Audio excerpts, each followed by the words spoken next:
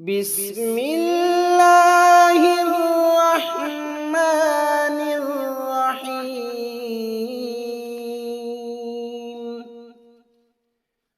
الحمد لله الذي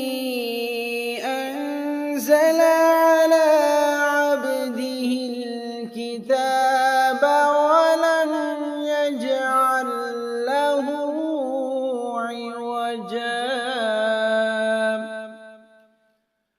قيما لينذر بأسا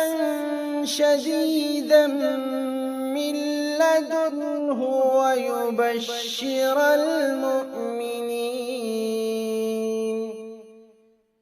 ويبشر المؤمنين الذين يعملون الصالحات أن لهم أجرا حسنا ماكثين فيه أبدا وينذر الذين قالوا اتخذ الله ولدا ما لهم به من علم ولا لآبائهم كبرت كلمة تخرج من أفواههم إن يقولون إلا كذبا فلعلك باخع نفسك على آثارهم إن لم يؤمنوا بهذا الحديث أسفا إنا جعلنا ما على الأرض زينة لها لنبلوهم أيهم أحسن عملا وإنا لجاعلون ما عليها صعيدا جرزا أم حسبت أن أصحاب الكهف والرقيم كانوا من آياتنا عجبا إذ أوى الفتية إلى الكهف فقالوا ربنا آتنا من لدنك رحمة وهيئ لنا من أمرنا رشدا فضربنا على آذانهم في الكهف سنين عددا ثم بعثناهم لنعلم أي الحزبين أحصى لما لبثوا أمدا نحن نقص عليك نبأهم بالحق إنهم فتية آمنوا بربهم وزدناهم هدى وربطنا على قلوبهم إذ قاموا فقالوا ربنا رب السماوات والأرض لن ندعو من دونه إلها لقد قلنا إذا شططا هؤلاء قومنا اتخذوا من دونه آلهة لولا يأتون عليهم بسلطان بين فمن أظلم ممن افترى على الله كذبا وإذ اعتزلتموهم وما يعبدون إلا الله فأووا إلى الكهف ينشر لكم ربكم من رحمته ويهيئ لكم من أمركم مرفقا وترى الشمس إذا طلعت تزاور عن كهفهم ذات اليمين وإذا غربت تقرضهم ذات الشمال وهم في فجوة منه ذلك من آيات الله من يهد الله فهو المهتد ومن يضلل فلن تجد له وليا مرشدا وتحسبهم أيقاظا وهم رقود ونقلبهم ذات اليمين وذات الشمال وكلبهم باسط ذراعيه بالوصيد لو اطلعت عليهم لوليت منهم فرارا ولملئت منهم رعبا وكذلك بعثناهم ليتساءلوا بينهم قال قائل منهم كم لبثتم قالوا لبثنا يوما أو بعض يوم قالوا ربكم أعلم بما لبثتم فابعثوا أحدكم بورقكم هذه إلى المدينة فلينظر أيها أزكى طعاما فليأتكم برزق منه وليتلطف ولا يشعرن بكم أحدا إنهم إن يظهروا عليكم يرجموكم أو يعيدوكم في ملتهم ولن تفلحوا إذا أبدا وكذلك أعثرنا عليهم ليعلموا أن وعد الله حق وأن الساعة لا ريب فيها إذ يتنازعون بينهم أمرهم فقالوا ابنوا عليهم بنيانا ربهم أعلم بهم قال الذين غلبوا على أمرهم لنتخذن عليهم مسجدا سيقولون ثلاثة رابعهم كلبهم ويقولون خمسة سادسهم كلبهم رجما بالغيب ويقولون سبعة وثامنهم كلبهم قل ربي أعلم بعدتهم ما يعلمهم إلا قليل فلا تمار فيهم إلا مراء ظاهرا ولا تستفت فيهم منهم أحدا ولا تقولن لشيء إني فاعل ذلك غدا إلا أن يشاء الله واذكر ربك إذا نسيت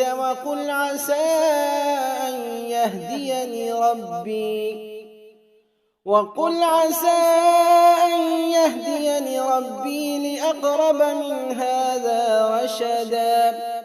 ولبثوا في كهفهم 300 سنين وازدادوا 9 قل الله أعلم بما لبثوا له غيب السماوات والأرض أبصر به وأسمع ما لهم من دونه من ولي ولا يشرك في حكمه أحدا واتل ما أوحي إليك من كتاب ربك لا مبدل لكلماته ولن تجد من دونه ملتحدا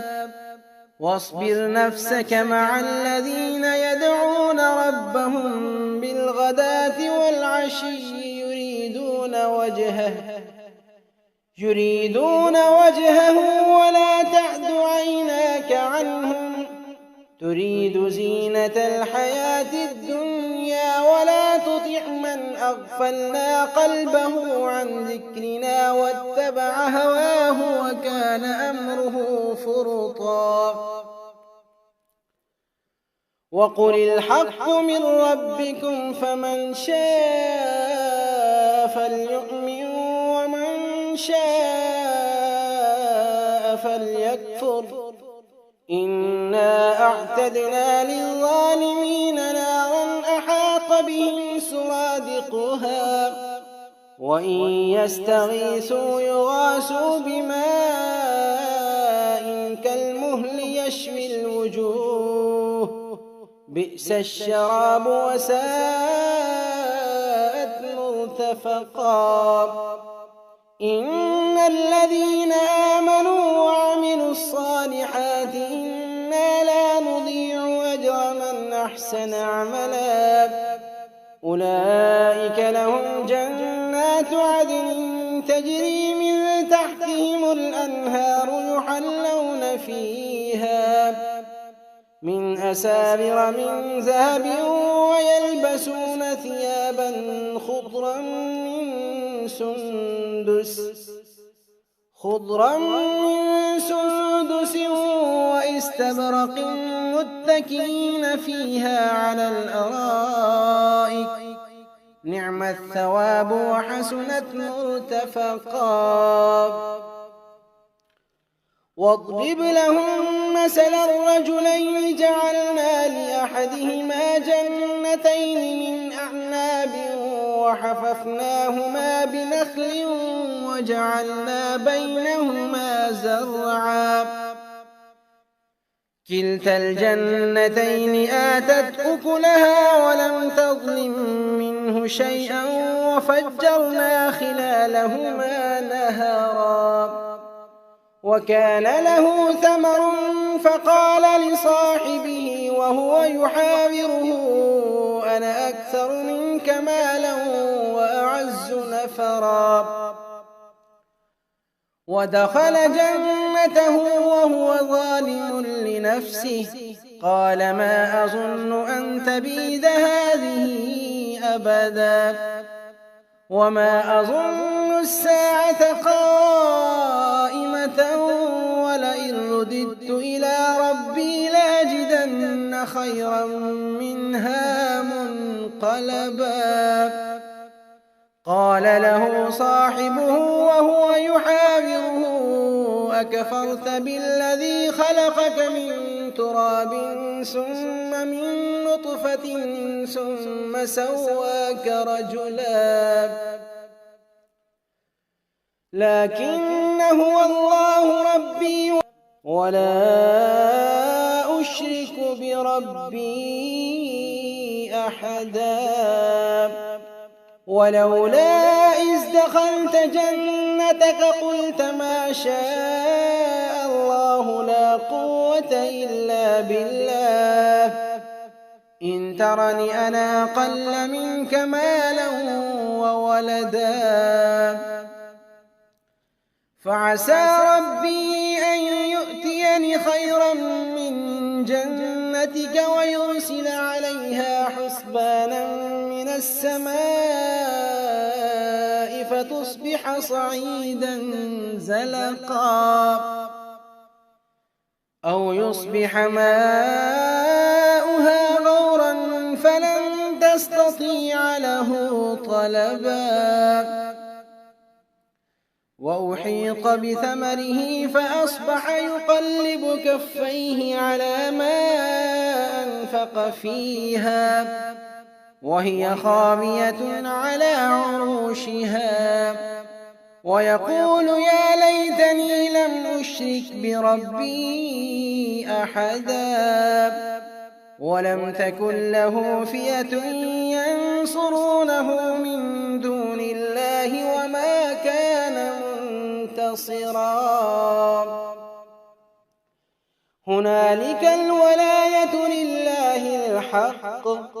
هو خير ثوابا وخير عقبا واضرب لهم مثل الحياة الدنيا كماء أنزلناه من السماء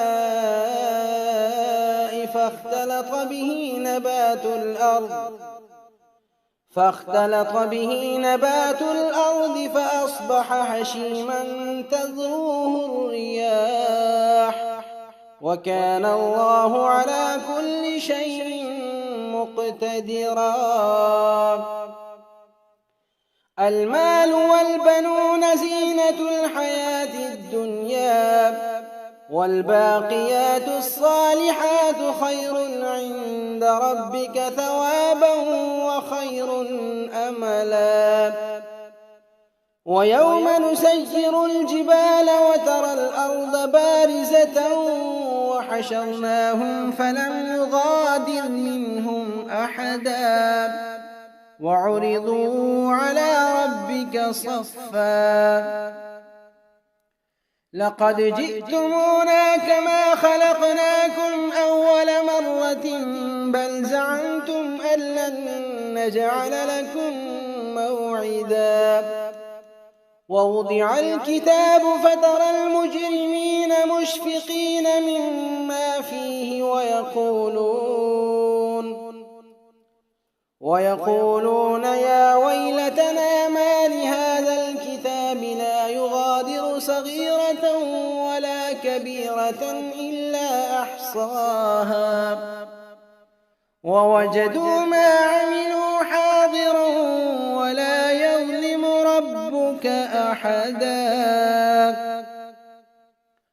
وإذ قلنا للملائكة اسجدوا لآدم فسجدوا إلا إبليس كان من الجن ففسق عن أمر ربه أفتتخذونه وذريته أولياء من دوني وهم لكم عدو بئس للظالمين بدلا ما أشهدتهم خلق السماوات والأرض ولا خلق أنفسهم وما كنت متخذ المضلين عضدا ويوم يقول نادوا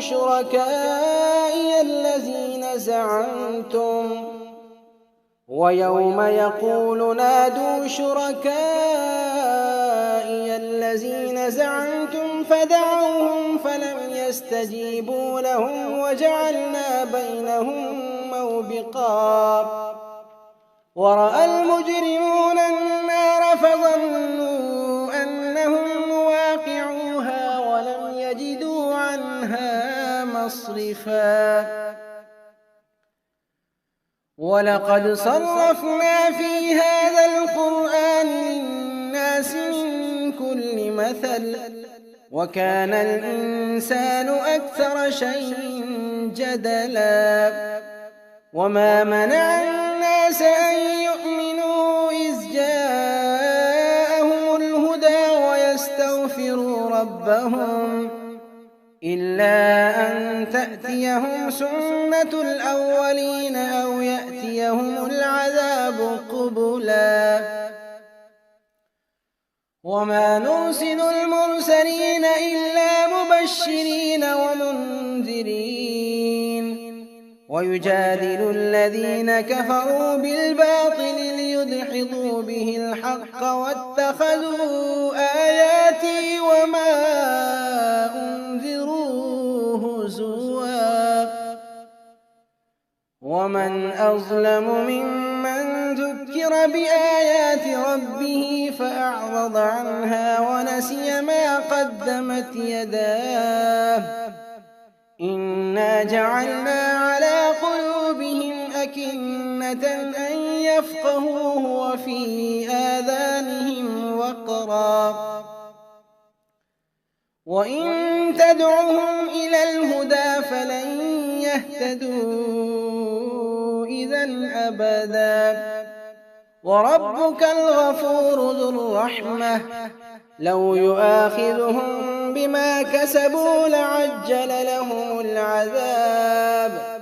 بل لهم موعد لن يجدوا من دونه موئلا وتلك القرى أهلكناهم لما ظلموا وجعلنا لمهلكهم موعدا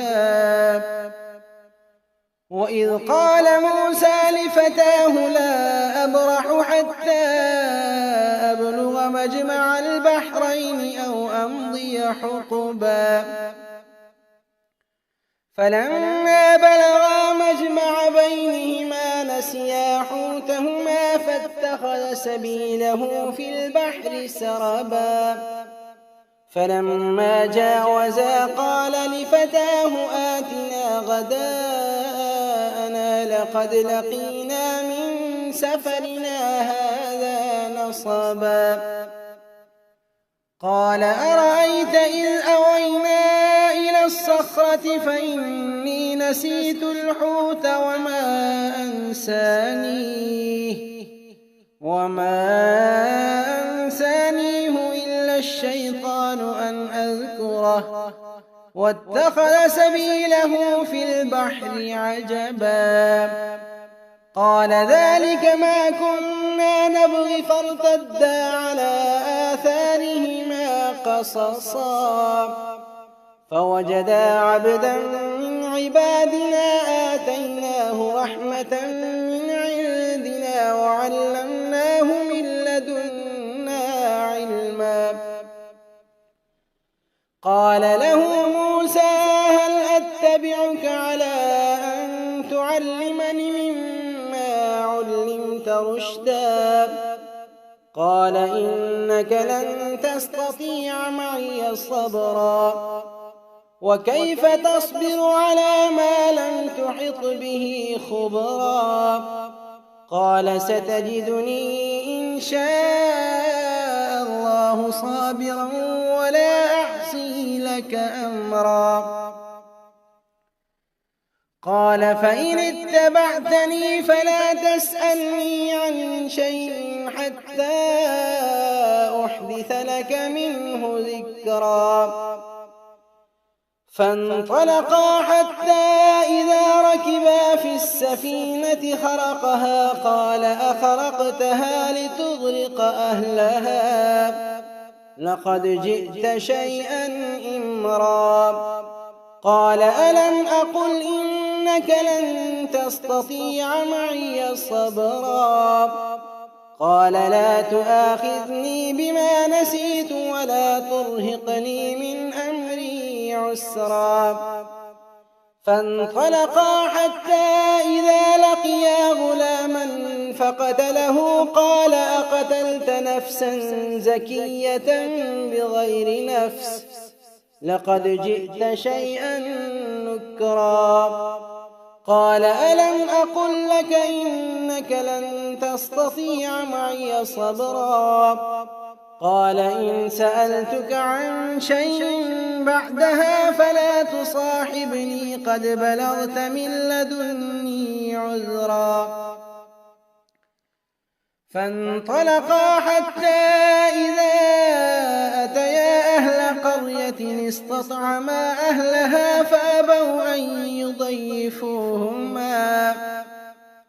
فوجدا فيها جدارا يريد أن ينقض فأقامه قال لو شئت لاتخذت عليه أجرا قال هذا فراق بيني وبينك سأنبئك بتأويل ما لم تستطع عليه صبرا أما السفينة فكانت لمساكين يعملون في البحر فأردت أن أعيبها وكان وراءهم ملك يأخذ كل سفينة غصبا وأما الغلام فكان أبواه مؤمنين فخشينا أن يرهقهما طغيانا وكفرا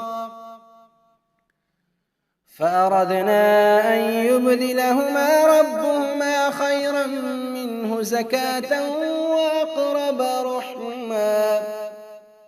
وأما الجدار فكان لغلامين يتيمين في المدينة وكان تحته كنز لهما وكان أبوهما صالحا فأراد ربك أن يبلغا أشدهما ويستخرجا كنزهما رحمة من ربك وما فعلته عن أمري ذلك تأويل ما لم تسطع عليه صبرا ويسألونك عن ذي القرنين قل سأتلو عليكم منه ذكرا إنا مكنا له في الأرض وآتيناه من كل شيء سببا فأتبع سببا حتى إذا بلغ مغرب الشمس وجدها تغرب في عين حمية ووجد عندها قوما قلنا يا ذا القرنين إما أن تعذب وإما أن تتخذ فيهم حسنا قال أما من ظلم فسوف نعذبه ثم يرد إلى ربه فيعذبه عذابا نكرا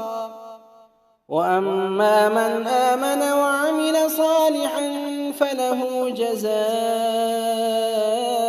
الحسنى وسنقول له من أمرنا يسرا ثم أتبع سببا حتى إذا بلغ مطلع الشمس وجدها تطلع على قوم لم نجعل لهم من دونها سترا كذلك وقد أحطنا بما لديه خبرا ثم أتبع سببا حتى إذا بلغ بين السدين وجد من دونهما قوما لا يكادون يفقهون قولا قالوا يا ذا القرنين إن يأجوج ومأجوج مفسدون في الأرض فهل نجعل لك خرجا على أن تجعل بيننا وبينهم سدا قال ما مكنني فيه ربي خير فأعينوني بقوة أجعل بينكم وبينهم ردما آتوني زبر الحديد حتى إذا ساوى بين الصدفين قال انفخوا حتى إذا جعله نارا قال آتوني أفرغ عليه قطرا فما استطاعوا أن يظهروه وما استطاعوا له نقبا قال هذا رحمة من ربي فإذا جاء وعد ربي جعله دكا وكان وعد ربي حقا وتركنا بعضهم يومئذ يموج في بعض ونفخ في الصور فجمعناهم جمعا وعرضنا جهنم يومئذ للكافرين عرضا الذين كانت أعينهم في غطاء عن ذكري وكانوا لا يستطيعون سمعا أفحسب الذين كفروا أن يتخذوا عبادي من دوني أولياء إنا أعتدنا جهنم للكافرين نزلا قل هل ننبئكم بالأخسرين أعمالا الذين ضل سعيهم في الحياة الدنيا وهم يحسبون أنهم يحسنون صنعا أولئك الذين كفروا بآيات ربهم ولقائه فحبطت أعمالهم فلا نقيم لهم يوم القيامة وزنا ذلك جزاؤهم جهنم بما كفروا واتخذوا آياتي ورسلي هزوا إن الذين آمنوا وعملوا الصالحات كانت لهم جنات الفردوس نزلا خالدين فيها لا يبغون عنها حولا قل لو كان البحر مدادا لكلمات ربي لنفد البحر قبل أن تنفد كلمات ربي ولو جئنا بمثله مددا قل إنما أنا بشر مثلكم يوحى إلي أنما إلهكم إله واحد فمن كان يرجو لقاء ربه فليعمل عملا صالحا ولا يشرك بعبادة ربه أحدا.